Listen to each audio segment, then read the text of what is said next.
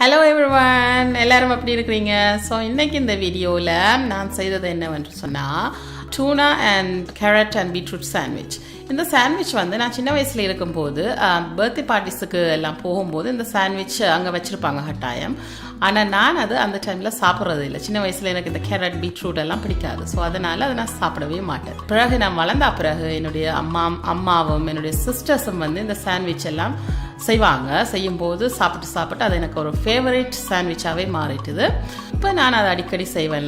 லஞ்சோ டின்னருக்கு செய்து நானும் சாப்பிடுவேன். என்னுடைய ஹஸ்பண்டுக்கும் கொடுப்பேன். என்னுடைய ஹஸ்பண்டும் வந்து பார்த்தீங்கன்னு சொன்னால் கேரட் பீட்ரூட் வந்து சாப்பிட மாட்டார். சும்மா செய்து ரைஸோட கொடுத்தா சாப்பிட மாட்டார்.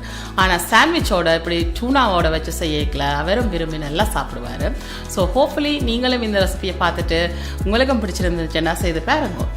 ஒனியனை சின்ன சின்ன கட் பண்ணிவிட்டு, க்ரீன் சில்லியையும் சின்ன சின்ன கட் பண்ணிவிட்டு டூனாக்கில் போட்டுட்டு கொஞ்சம் பெப்பர் போட்டு அதையோட 10 அளவான மெயினஸும் நீங்கள் போட்டு நல்லா மிக்ஸ் பண்ணி வைங்க.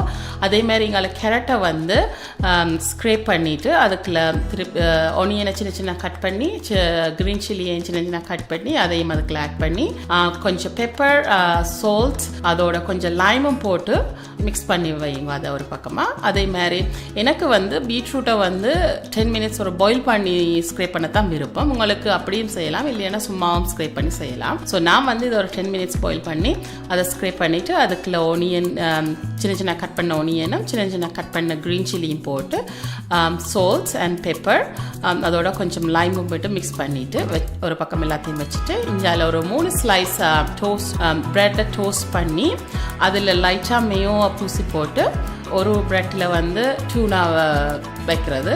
அதே மாதிரி இன்னொரு ப்ரெட்டில் வந்து கேரட், இன்னொரு ப்ரெட்டில் வந்து பீட்ரூட் எல்லாத்தையும் ஒன்றா வச்சு போட்டு ஹாஃபாக கட் பண்ணிவிட்டு சாப்பிட்றது.